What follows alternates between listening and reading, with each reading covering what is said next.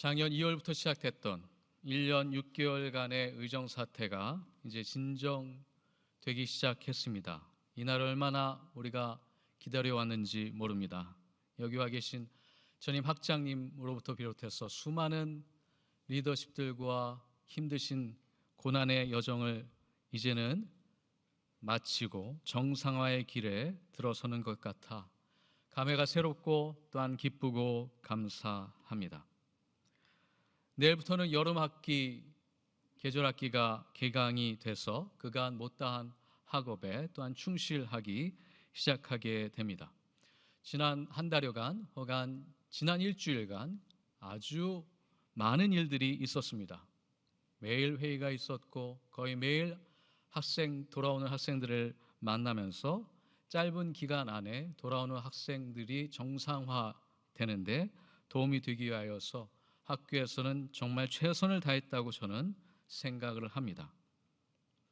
그 과정 가운데 저도 이틀 동안 한 4시간 정도 학생들과 같이 개별적으로 만나며 그들이 어떠한 삶을 살았는지를 잠시나마 듣고 환영하고 위로하고 격려하려고 노력을 했습니다. 짐작하시겠지만 1년 반 동안 자신들의 삶의 자리에서 떠나 있었던 학생들에게 가장 크게 다가오는 감정은 불안입니다. 두려움입니다. 특별히 아시겠지만 이번 1학기가 유급 처리가 됐다는 소식, 상당한 부담감으로 학생들에게 전개가 되는 걸로 알고 있습니다. 물론 우리가 직접 경험하는 것이 아니기 때문에 때에 따라서는 거리감이 느껴질 수 있겠지만 다시금 캠퍼스로 돌아오는 것이 마냥 기쁘지만은 않을 수 있는 현실, 그것이 또한 우리가 그들을 받아들이는 환영하는 마음 한구석에 있는 긍휼과 또한 자비의 마음입니다. 단지 어두움의 시간만은 아니었기 때문에 반갑기도 했습니다. 1년 반 동안 어떤 시간을 보냈는지 물어봤더니 나름대로 삶의 의미와 유익한 시간들을 보냈다고 고백을 합니다. 특별히 지금까지 공부만 해왔던 학생들이 잠시 쉬는 동안 경제활동에 참여할 수 있었고 그 과정 가운데 경제와 사회 분야에 있어서 체험하고 체감하면서 인생이 무엇인지를 다양한 각도로 경험할 수 있었다. 그래서 인생 공부를 할 수 있었다라고 얘기하는 학생들이 대다수였습니다. 물론 가족들과 좋은 시간, 친구들과 좋은 시간 보낼 수 있어서 유익했다라고 하는 친구들 혹은 여행을 다녀와서 유익한 시간을 보냈다는 학생들도 많았습니다. 어찌됐든 빛과 그림자는 남을 것이지만 우리가 코로나19를 경험하면서 분명히 사회적으로, 역사적으로, 세대적으로 체험한 게 있습니다. 3년이라고 하는 4년이라고 하는 그 긴 기간 동안 가장 급속한 성장을 경험하는 세대에게 코로나는 인생에 남는다는 겁니다. 어떻게요? 사회생활 가운데, 인간관계 가운데, 특별히 유치원 학우들에겐 언어 습관, 행위까지도 그들의 인생에 영향을 줬다는 겁니다. 마스크를 쓰고서 대화를 하다 보니 언어 해석 능력 또한 이해 능력이 현저하게 떨어져 있는 세대를 우리는 경험했습니다. 이렇듯 1년 반 동안 의대생들이 자리에서 없었다고 하는 사실은 사실 기득권 나이가 드신 저 같은 사람들은 그렇게 기억에 오래 남지 않습니다. 몇 년 지나면 잊혀지겠지만 의대생들의 인생에는 오랫동안 남아있을 히스토리컬 레코드입니다.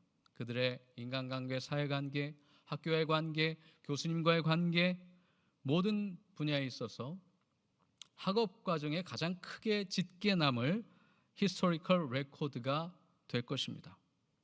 우리는 이 시간을 어떻게 교수로서 또한 기독교 공동체 구성원으로서 또한 동료 선후배로서 어떻게 도와줄 수 있는가?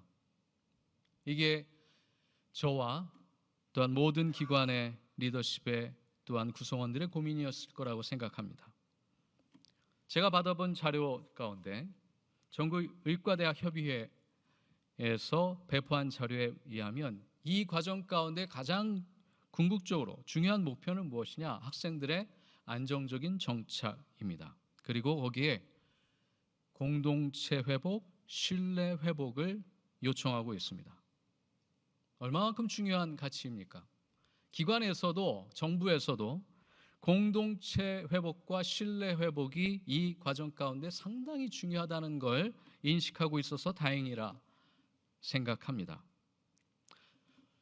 영적인 공동체 이 교회, 대학교에서 의대생들을 맞이할 준비가 되어가고 있습니까? 그렇다면 우리는 어떠한 영적인 가치를 준비하고 있어야 할까요? 오늘 본문을 통해서 잠시 생각해 보면 좋겠습니다. 오늘 본문은 역사서 느헤미야입니다. 느헤미야는 에스라와 더불어서 바벨론 포로 이후에 이스라엘 복귀 재건에 힘쓴 리더입니다. 북이스라엘은 아시리아에게 멸망당했고 남유다는 바벨론에 의해 포로가 되었죠. 바벨론 이국 땅에서 수치스러운 수모스러운 70년간의 포로 생활을 보냅니다.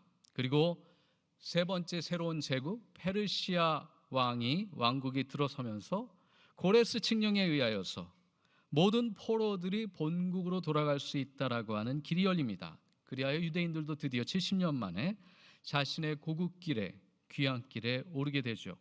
1차, 2차 귀환길을 통해서 특별히 2차 주전 458년경에 학사 에스라의 주도하에 두 번째 귀환이 이루어지면서 우리가 그렇게도 잘 알고 있는 율법의 발견과 공동체의 영적 재건, 재부흥이라고 하는 이야기를 우리는 알고 있습니다. 오늘 본문은 그 두 번째 이야기, 느헤미야의 리더십에 관한 이야기입니다. 느헤미야는 페르시아 아낙사스다 왕의 술 맡은 관원입니다. 가장 신뢰받는 고위직이라는 사실을 아실 겁니다.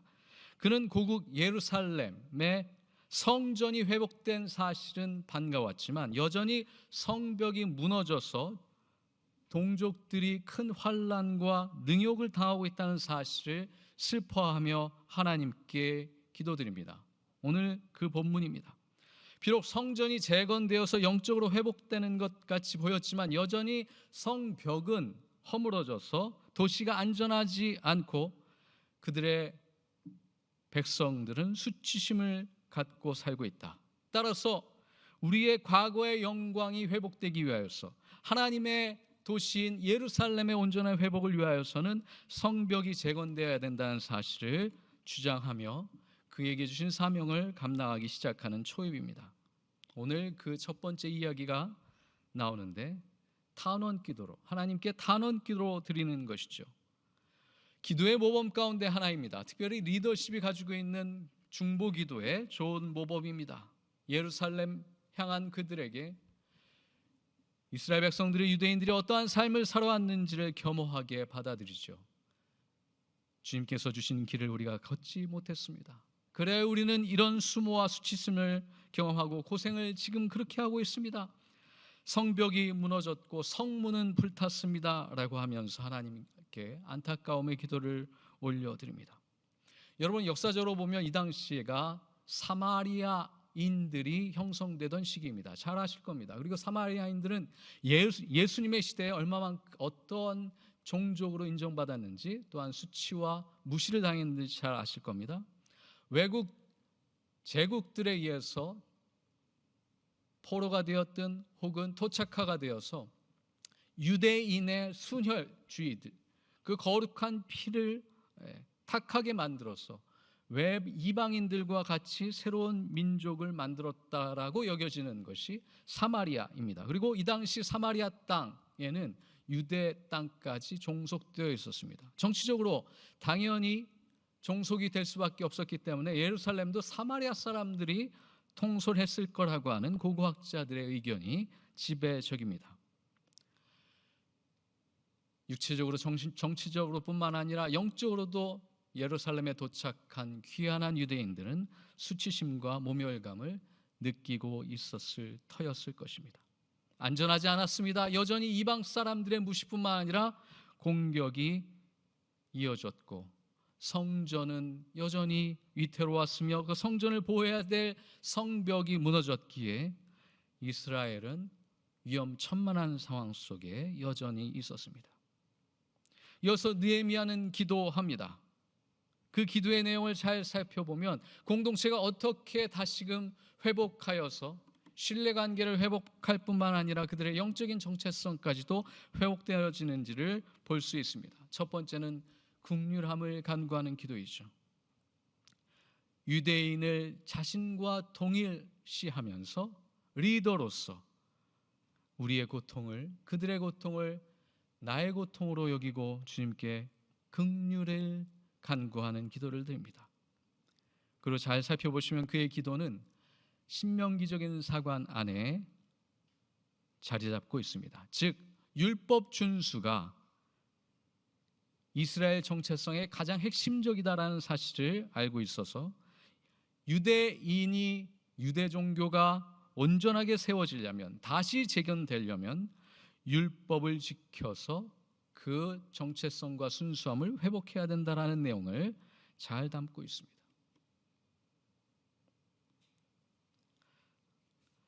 이 기도를 통하여서 우리는 우리 대학교회의 오늘날의 사명, 또한 다시 돌아온 영혼들을 향하여 우리가 어떤 기도를 드릴 수 있는지를 되새겨보게 됩니다. 첫 번째는 느헤미야가 그랬듯 긍휼의 하나님을 의지하여 긍휼의 가치를 먼저 우리 마음과 영혼 가운데 준비시켜야 될 것으로 생각을 합니다. 무너진 성벽들은 그들의 과거의 영광을 회복하지 못한 취약한 공동체의 부끄러움입니다. 그 부끄러움과 수치의 상징입니다. 그것을 재건함으로 인하여서 안전한 공동체를 재건하도록 목표 삼는 것이 리더의 사명입니다. 근데 거기에서 어디에서 출발했다고요? 하나님의 긍휼하심을 구합니다. 하나님의 자비하심이 있지 않고서는 결코 우리도 준비되지 않을 뿐만 아니라 돌아온 영혼들을 향하여서 우리가 온전한 사명과 사역을 감당할 수 없다는 사실을 우리는 깨달아야 합니다. 의정 사태로 학업 중단, 또한 유급 위기, 미래에 대한 불안감 등으로 학생들은 심히 불안해하고 두려워하고 있습니다. 그들이 집단 행동을 통하여서 어떤 모습을 보여왔든지 삶의 자리로, 우리의 구성원으로 다시 돌아왔습니다. 이제는 그들이 걸었던 그 아픔과 슬픔과 좌절과 절망의 길을 긍휼히 여기며 그들을 품을 수 있어야 하겠습니다. 그리고 나서는 안전한 공동체에 대한 다짐과 메시지를 같이 전할 수 있어야겠습니다. 그들이 경험한 1년 6개월의 시간, 학교 바깥에 경험했던 세상, 사회에서 어떻게 우리에게 생각하는지에 대한 여러 가지 불안정한 상황 속에서 그럼에도 불구하고 학교는, 또한 우리의 공동체는 우리를 받아줬고 수용했고 또한 소통할 수 있었다라고 하는 경험을 제공해 줄 때 공동체의 회복 또는 신뢰 회복의 물꼬가 틔워질 거라고 생각합니다. 이제 대학교에서도 이 소중한 중요한 시기에 기도하시면서 우리 학우들에게 어떠한 메시지를 전달할 것인가, 어떻게 안전한 공동체, 신뢰할 만한 공동체로 같이 만들 것인 거에 대해서 같이 기도하며 또한 같이 고민하면 좋겠습니다. 세 번째로는 현실에 직면한 어려움과 시련을 있는 그대로 수용할 수 있는 용기가 필요합니다. 적극적으로 직면해야지만 문제는 해결될 수 있습니다. 무너진 성벽은 외면할 수 없는 현실입니다. 그것을 재건할 때야 비로소 예루살렘은 다시 하나님의 시온이 될 것이고 그들의 거룩한 정체성은 다시금 회복될 것입니다. 성벽을 재건하기 필요해서 다양한 재원들을 느헤미야는 찾아다닙니다. 그리하여 모든 구성원들을 총력을 다하여서 예루살렘과 이스라엘 정체성의 회복을 위하여 리더십을 발휘합니다. 여러분, 우리도 이 공동체와 이 기관이, 이 대학이, 대학교회가 맞이하고 있는 문제를 외면하지 말고 직면하면서 우리 학우들이 가지고 있는 어려움들을 적극적으로 해소해 나갈 수 있길 바랍니다. 제가 경험한 우리 학교는 학생 중심의 교육 과정을 일시적으로 수정하면서 학생들이 최선을 다하여서 안전하고 적응할 수 있는 환경들을 제공하고 있습니다. 제가 옆에서 볼 때는 정말 최선을 다하여 최선을 다하여 헌신하고 계십니다. 그 부분들을 또한 여러분들이 알아주시고 격려해 주시고 위로해 주시면 좋겠습니다. 마지막으로는 신뢰 회복의 과제가 남아 있습니다. 믿었던 사람에게 신뢰를 잃는 것은 크나큰 상실입니다. 정말 힘겨운 시련의 고통입니다. 모든 구성원들 사이에 혹여나 소통이 부재하여 정보가 부재하여 또한 대화가 막혀서 다양한 의견 충돌, 오해의 소지가 있었음을 부인할 수 없습니다. 그러나 이제는 같이 가야 합니다. 신뢰 회복을 통하여서 지금까지 막혔던 담들을 허물고 주님의 공동체 안에서 하나됨을 회복해야 합니다. 여러분, 트라우마라고 하는 경험은 결코 무시하거나 외면한다고 해서 사라지지 않습니다. 그 트라우마의 경험들을 끄집어내고 위로하고 치유하고 회복하면서 오랜 기간 동안 끊임없이 견뎌낼 때야 비로소 빛 가운데로 나오는 것, 그것이 내면의 고통입니다. 신뢰를 위하여서 용기를 내주십시오. 신뢰 회복을 통하여서 공동체가 다시금 건강한 공동체가 될 수 있도록 마중물이 되어 주십시오. 그것이 느헤미야를 통하여서 우리에게 주시는 하나님의 음성이라 믿습니다. 일어나 재건하자. 우리 의과대학교회가 지금 보이지 않는 여러 성벽이 무너진 상황 속에 신뢰의 회복과 또한 공동체 회복의 마중물이 되기를 간절히 소망합니다. 하나님의 긍휼, 하나님의 자비하심으로 따뜻하게 환대해 주시기를 간절히 소망합니다.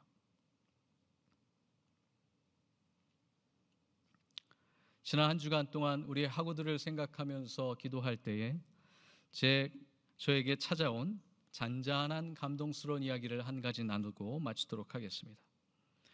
아마 보셨을 수도 있는데 1996년도 아틀란타 올림픽 마라톤에서 은메달을 땄던 이봉주 선수를 기억하실 겁니다. 소식이 뜸하던 차에 미디어에 나와서 그간의 삶을 나누었는데 부지불식간에 듣다가 잔잔한 감동으로 기도하는 마음으로 그를 응원하게 됐습니다. 어느 날 갑자기 복부에 경련이 일어나서 일상생활이 완전히 무너지는 날이 왔습니다. 근육 긴장 이상증이라고 하는 질환을 받았는데 난치병으로 그 어떠한 의료적 치료를 받아도 해소가 되지 않았습니다. 점점 목과 허리는 휘어지고 굳어지기 시작했습니다. 그렇게 불치병을 알아서 한 4년을 앓게 되었는데 그간의 대학병원, 한의원, 전국에 다녀보지 않은 의료원이 없다고 합니다. 그런데도 불구하고 스포츠 마사지를 받건 개인 PT를 받건 또한 좋다는 침을 다 받았는데 결국 아무것도 해소하지 못했습니다. 결국 신경차단 수술을 추천받아서 배에 보톡스 시술도 하면서 최선을 다하여 치료를 했지만 수술을 받았음에도 불구하고 그의 고통은 사라지지 않았습니다. 원인을 모르니 더 답답해했습니다.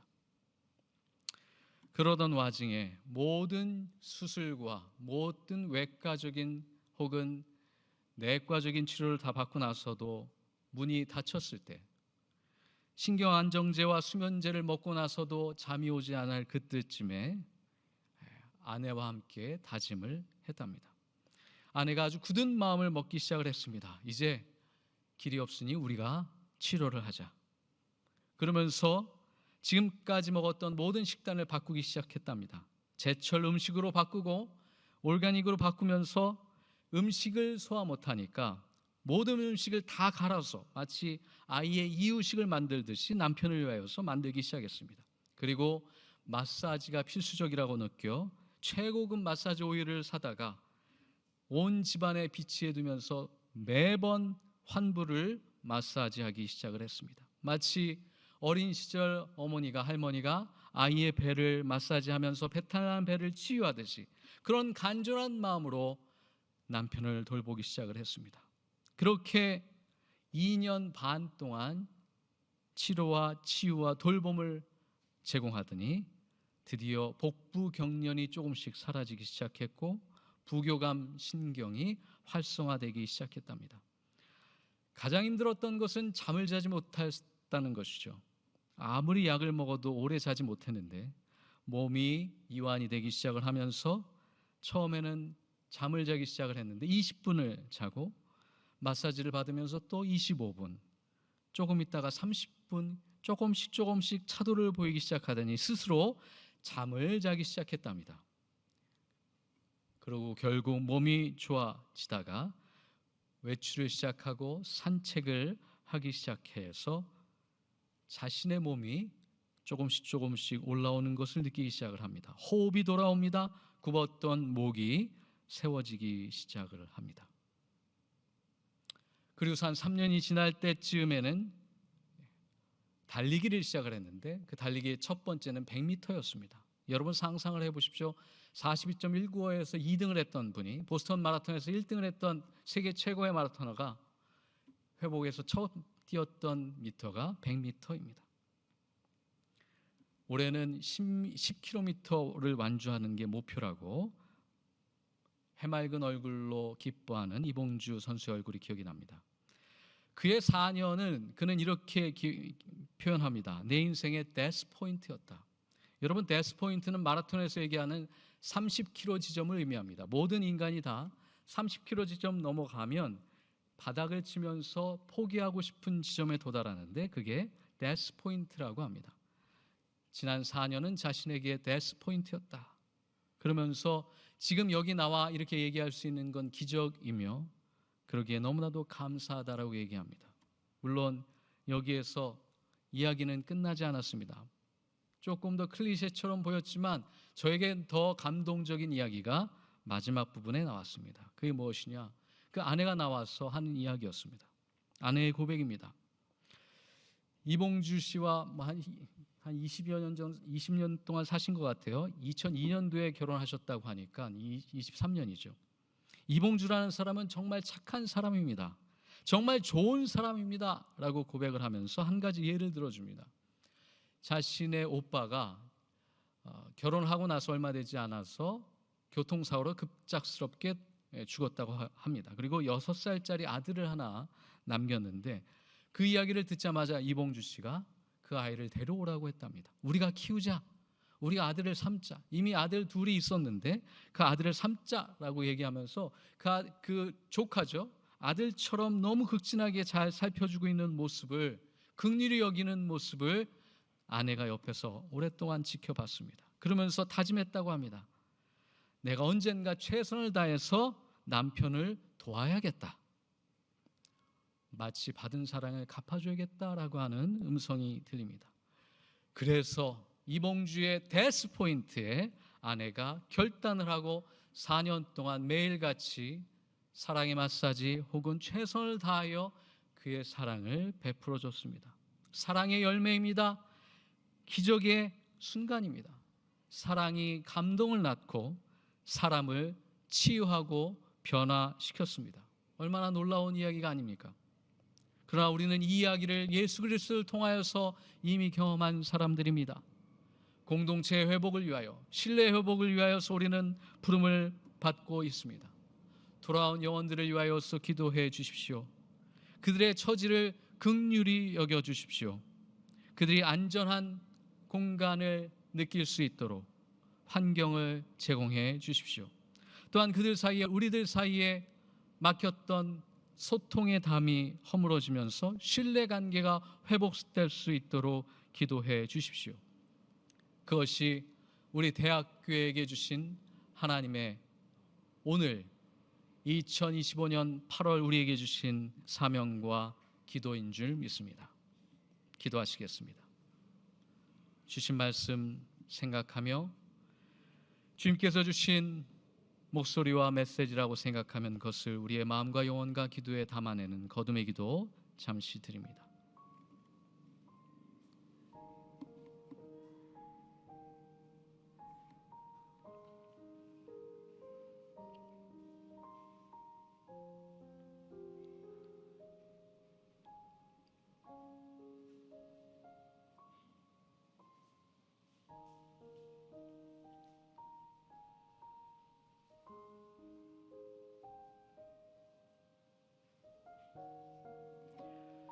진리와 생명이 되신 아버지 하나님, 떠나갔던 저 먼 곳 타향에서 머물러 있던 영혼들을 다시금 돌아오게 하셔서 삶의 자리로, 사명의 자리로, 소명의 자리로 회복시켜 주시오니 감사를 드립니다. 상처와 아픔과 불안과 두려움을 안고 있습니다. 주여 그들을 긍휼히 여겨 주옵소서. 그들에게 또한 우리가 따뜻함과 환대와 배려와 긍휼의 영적 가치를 나눌 수 있는 거룩한 사명을 감당할 수 있는 우리 의과대학교회가 될 수 있도록 인도하여 주시옵소서. 예수님의 이름으로 기도드리옵나이다. 아멘.